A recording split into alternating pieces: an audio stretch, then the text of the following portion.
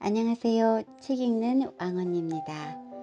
오늘은 당신을 위한 의자 하나 네 번째 시간입니다. 심오해 보이는 개소리. 우리는 발전한다. 고로 존재한다.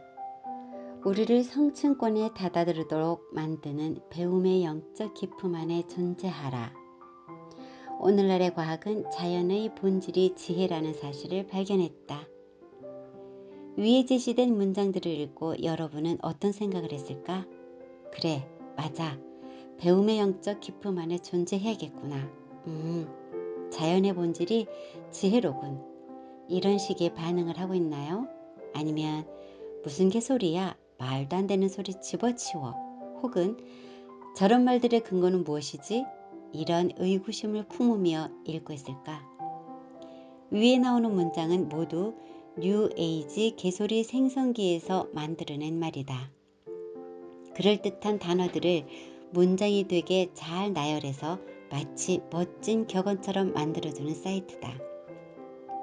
캐나다 온타리오의 워틀루 대학교 박사과정 연구원 고든 페니쿡은 이 사이트를 발견하고 처음에는 단지 매우 재미있다고만 생각했지만 이어 정말 사람들이 이런 헛소리를 진짜 심오하게 생각하면 어쩌나 하는 생각이 들었다고 한다. 그래서 직접 확인해 보기 위해 280명의 참가자를 모집해 먼저 인지반응 테스트를 시행해 각 참가자의 인지성향과 인지능력을 측정하고 종교적 신념에 대한 질문 등을 던져 개인의 성향을 파악했다. 이후 연구진은 참가자들에게 여러 개의 문장을 제시하고 각 문장에 대해 전혀 심오하지 않다부터 완전히 심오하다까지 5단계로 점수를 매기도록 했다. 그 결과 사전 테스트에서 인지 능력이 부족하다는 평가를 받은 참가자일수록 개소리 문장을 심오하게 받아들인다는 사실을 발견했다. 또한 연구진은 이런 사람일수록 종교적 신념이 강하고 자기 반성의 성향이 약하며 음모론을 믿는 경우가 많고 대체의학과 초자연적인 현상을 신봉한다고 밝혔다.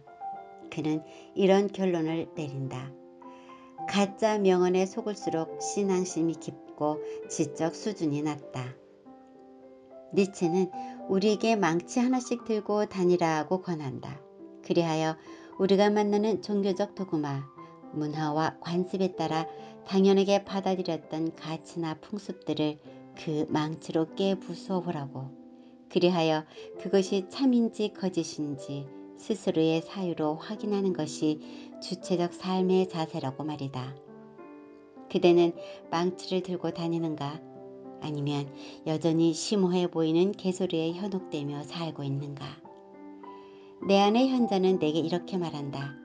일단 의심하라. 믿지 말고 알아라.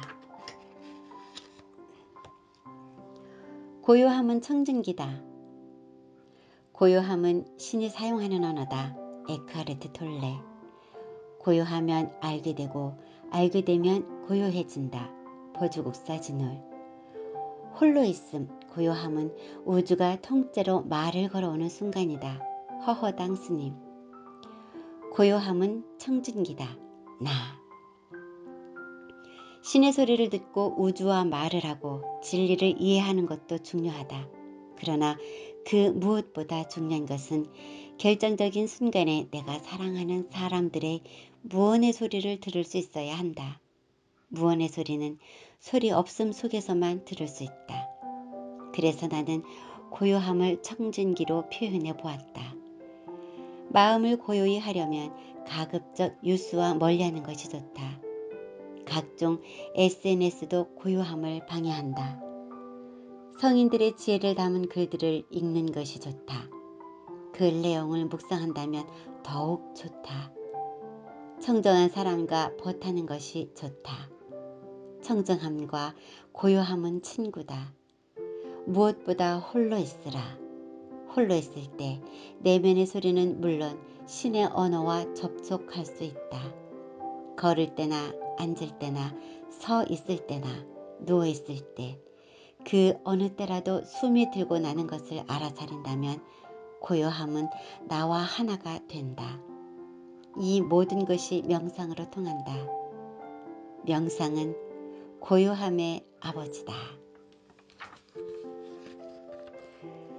아들, 나를 한 방에 잠재우다.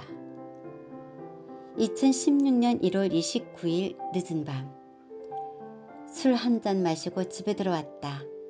고1 아들이 오락에 열중하고 있다. 아들한테 물었다. 아빠 생각에는 그게 네 삶에 그다지 도움이 될 것 같지 않다. 그런데도 오락에 열중하는 이유가 뭐냐? 우리 아들이 한 방에 나를 제압했다.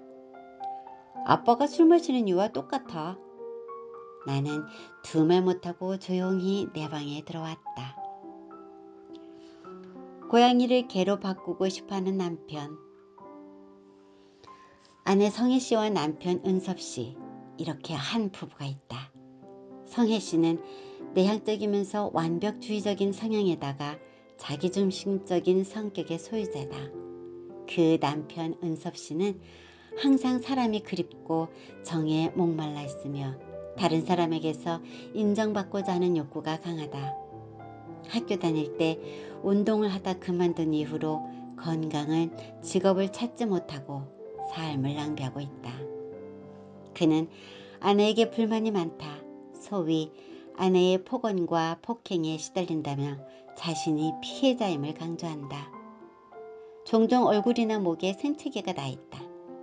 즉, 아내가 자신에게 함부로 대하고 자신을 존중해주지 않으니 자기도 이제 참을 만큼 참았다며 종종 아내에게 맞대응해서 폭력을 휘두르고 싶은 충동을 간신히 참고 있다고 한다.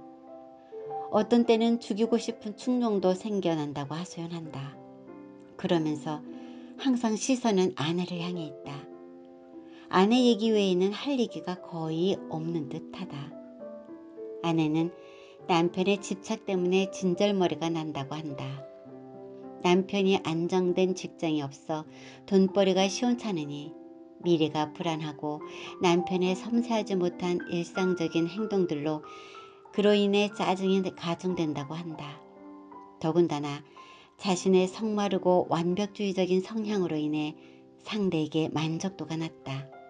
또한 항상 부정적인 것에 시선이 머무르다 보니 상대의 장점을 칭찬하기보다 단점을 찾아 고치려 든다. 그로 인해 상대의 자존감이 떨어지고 불만이 가중되어 가정에 불화가 생기고 있음을 인정하려 들지 않는다. 오로지 상대로부터 달아나려는 심적 태도가 두드러진다. 남편은 아내 성혜 씨가 자신을 존중하고 폭언과 폭행을 중단해준다면 자신이 아내를 더욱 배려해주고 사랑할 수가 있다며 하소연한다. 그렇지만 여전히 집에서 잠만 잔다. 규칙적인 생활과는 거리가 멀다. 외출할 때야 비로소 씻는다. 아내는 남편을 보면 일단 짜증이 먼저 올라온다고 한다. 그러니 상대의 요구나 주장에 무의식적으로 귀를 막아버리고 시선을 외면한다. 그러면서 남편이 먼저 올바른 직장을 구해서 생활비를 주고 일상생활에서 조금 섬세하게 행동을 해주기를 원한다. 결국 두 사람은 상대가 자신의 행동을 먼저 바꿔주길 고대하고 있다. 이 부부의 운명은 어찌 될 것인가? 남편이 내게 묻는다. 코치님, 도대체 어찌해야 할까요? 나, 상대가 바뀔 것 같은가요? 남편, 아니요. 그 사람 가족들도 이 성격에 혀를 내둘러요. 나, 그렇다면 은섭 씨가 이 관계에서 선택할 수 있는 게 무엇이 있나요? 남편, 참고 살든가 아님 지금처럼 치열하게 싸우며 살든가 그것도 아니면 서로 헤어지든가. 나, 그 중에서 어떤 것을 택하고 싶나요? 폭우가 쏟아지는 날에 비를 그치게 할 수 있나요? 없지요? 바로 아내가 비와 같습니다. 그렇지만 비를 맞더라도 길을 갈 것인지 아니면 비가 그치기를 기다렸다 갈 것인지는 내가 선택할 수 있답니다. 상대를 바꾸기보다는 나의 의지로 할 수 있는 것에 집중하는 것이 지혜로운 자세지요. 두 분이 서로 행복하게 살 수 있기 위해 음섭 씨가 할 수 있는 일이 무엇이 있을까요? 남편. 글쎄요. 남편은 여전히 고양이를 개로 바꾸고 싶은가 보다.